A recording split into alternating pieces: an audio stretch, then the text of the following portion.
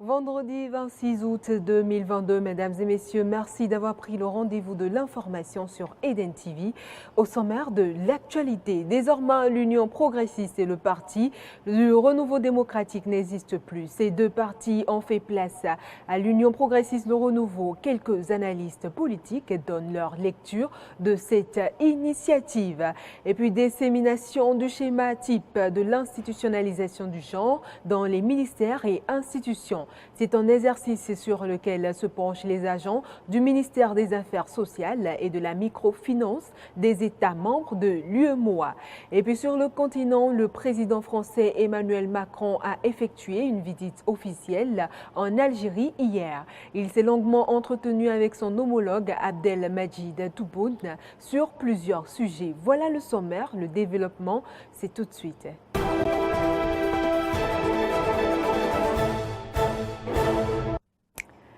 À nouveau, bonjour. Les agents du ministère des Affaires sociales et de la microfinance et les secrétaires généraux des autres ministères sectoriels ont procédé mercredi dernier à la dissémination du schéma type de l'institutionnalisation du genre dans les ministères et institutions des États membres de l'UEMOA.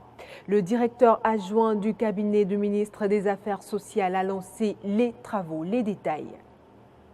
Le document objet de dissémination institutionnalise le genre dans l'ensemble des ministères sectoriels avec pour objectif arriver à un développement durable. La rencontre s'inscrit dans le cadre d'une mission de l'UEMOA dans les pays membres de l'institution. La question du genre est transversale. Et c'est la raison pour laquelle, après l'adoption du schéma par le Conseil des ministres statutaires le 24 juin, la Commission a initié cette mission circulaire pour venir présenter le schéma aux acteurs clés qui doivent le mettre en œuvre. Et cela afin que nous puissions tous arriver dans notre espace communautaire à un développement équitable et durable.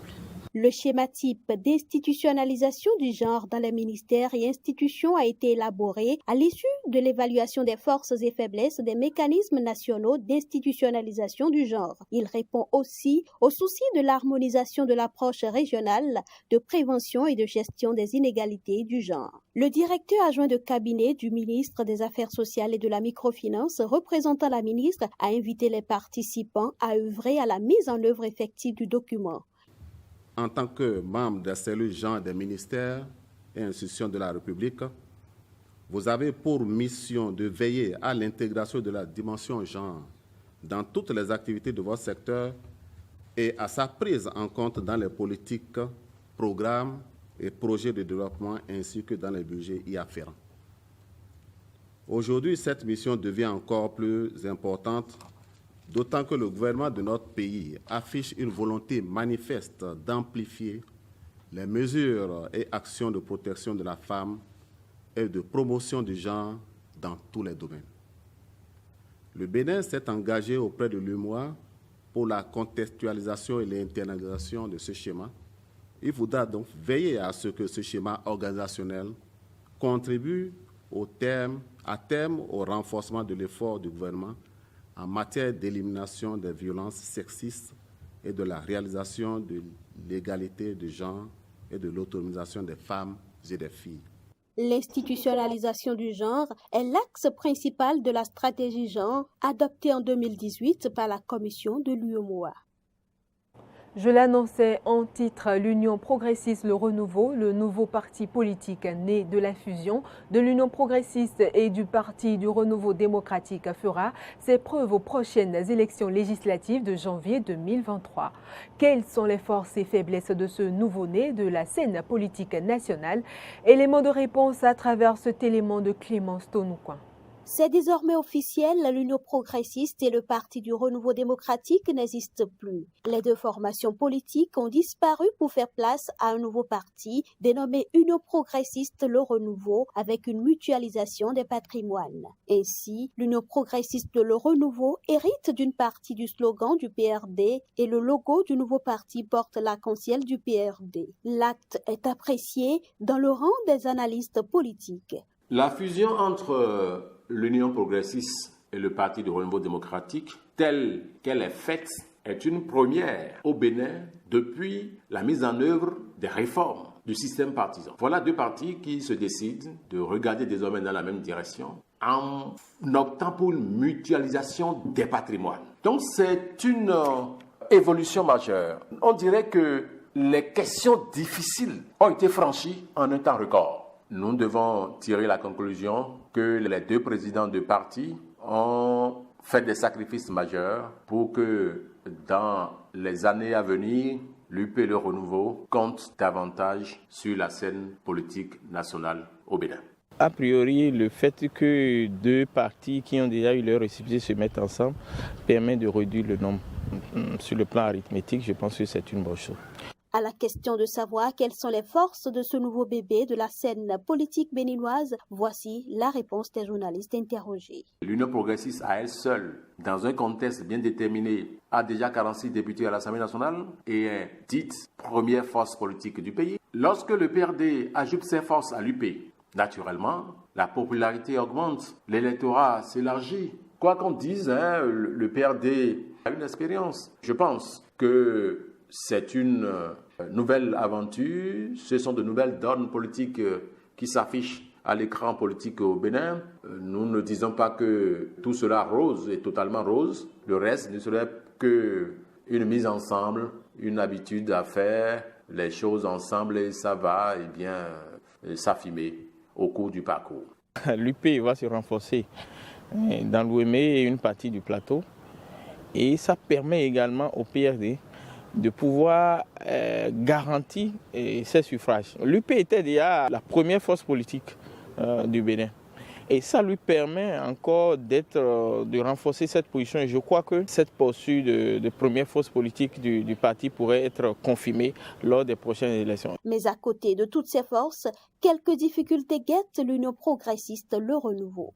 Il pourrait y avoir quelques difficultés, notamment dans le vivre ensemble, dans le positionnement des candidats pour les législatives de 2023. Alors, si à l'intérieur de l'UP Le Renouveau, les négociations se fassent de sorte à mettre tout le monde à l'aise, eh bien, il ne devrait pas avoir de problème majeur. Les deux visages forts que l'on a vus au devant de la scène pour cette union. Beaucoup de Béninois reprochent à ces deux personnalités politiques d'avoir contribué au déclin de notre système démocratique parce que c'est en leur temps que toutes les lois qui sont aujourd'hui des lois chrysogènes ont été votées et la Cour constitutionnelle avait validé ces lois. Et donc, je crois que ça peut jouer contre cette union. Ça ne permet pas la nouvelle force de s'affranchir des critiques de ceux qui peuvent penser que c'est une union régionaliste. Les regards sont désormais tournés vers les prochaines législatives pour mieux apprécier le poids de ce nouveau parti dans la scène politique béninoise. Vous avez eu certainement vent le 3 août dernier, le gouvernement béninois a pris en Conseil des ministres la décision d'acquérir 2 aéronefs afin de pouvoir faire face aux situations sanitaires, médicales ou logistiques. Le porte-parole du gouvernement Wilfried Léandre Ngouedji, lors de sa conférence de presse, est revenu sur la fonction à laquelle seront affectés ces aéronefs. Je vous invite à suivre ici un extrait de ses propos. L'avion présidentiel, il va déplacer le président de la République et les membres du gouvernement quelquefois lorsqu'ils vont en déplacement hors du pays. Or, nous disons qu'au quotidien, sur le terrain, dans le pays, il y a des situations qui, pour être prises en charge de façon optimale, soulager nos populations, on a besoin de ces avions. Donc, si vous mettez sur l'échelle des priorités, la personne du président de la République passe après les intérêts de son peuple, c'est le message qu'il passe. Mais pourquoi ces 2 ? Ça, c'est plutôt intéressant. C'est 2 parce que le constructeur canadien aussi, il a des normes. Et quand vous allez acheter ça, vous prenez 2 parce qu'il est dit qu'il ne faut pas qu'en cas de besoin, on dise que l'avion est tombé en panne. Donc, si l'un est en panne, l'autre fonctionne forcément pour soulager les urgences auxquelles on serait confronté. C'est la raison qui fonde le choix d'en acquérir au moins 2 à la fois. Peut-être qu'on aurait pu prendre 3, 4 si on a plus de ressources disponibles maintenant, ça aurait été fait.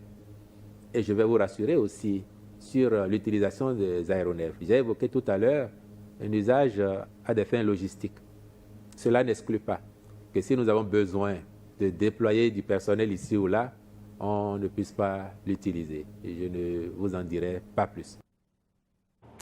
Toujours dans ce journal, l'Assemblée générale élective à l'UPMB, entendez l'Union des professionnels des médias du Bénin, va se tenir ce samedi 27 août. Plusieurs candidats sont en lice pour le poste du président.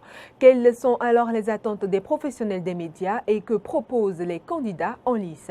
Suivez les précisions dans ce reportage avec Candice Degui.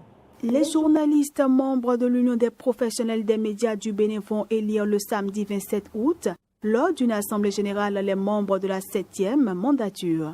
En tant que professionnel des médias, Josaphat Dabolino attend beaucoup de la part du nouveau bureau qui sera élu. Mes attentes personnellement, c'est de voir une fêtière désormais engagée ou résolument engagée pour la cause des journalistes béninois. C'est de voir également la nouvelle équipe qui sera mise en place travailler à ce que les conditions de vie et de travail des journalistes soient améliorées. L'autre défi que j'attends que la nouvelle équipe puisse relever, c'est au niveau de la professionnalisation, bien sûr, de la presse. Candidat à la présidence de l'Union des professionnels des médias du Bénin, Fortuné Sosa compte, s'il était élu, redresser la maison pour que l'Union retrouve ses lettres de noblesse. Retrouver ses lettres de noblesse, ça sous-entend ceci.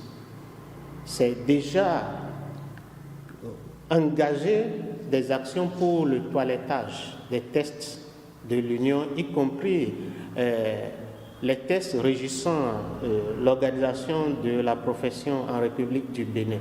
Nous allons beaucoup œuvrer à ce que chaque journaliste qui est dans un secteur de spécialisation donné puisse être suffisamment aguerri par rapport à cette spécialisation-là.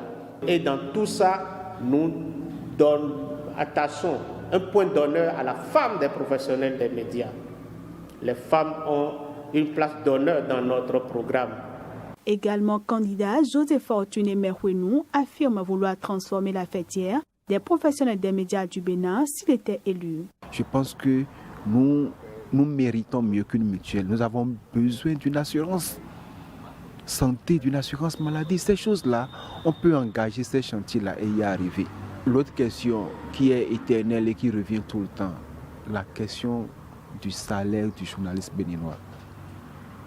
Nous avons une convention collective, excusez-moi du peu, qui est risible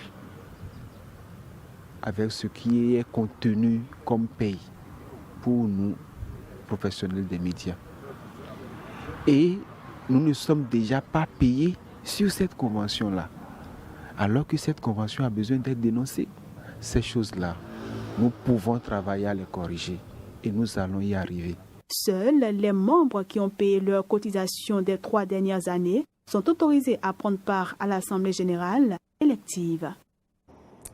Hors de nos frontières, le président français Emmanuel Macron effectue une visite de 2 jours en Algérie, une visite qui a débuté hier. À l'issue de l'échange entre les deux présidents, ils ont prononcé une déclaration au palais El Mouradia et se sont efforcés de montrer leur volonté de relancer le partenariat entre la France et l'Algérie. Mais pour Emmanuel Macron, cette visite permet une avancée dans le domaine mémoriel. Emmanuel Macron et Abdelmajid Tebboune ne se sont pas quittés après leur poignée de main à l'arrivée du premier à l'aéroport d'Alger.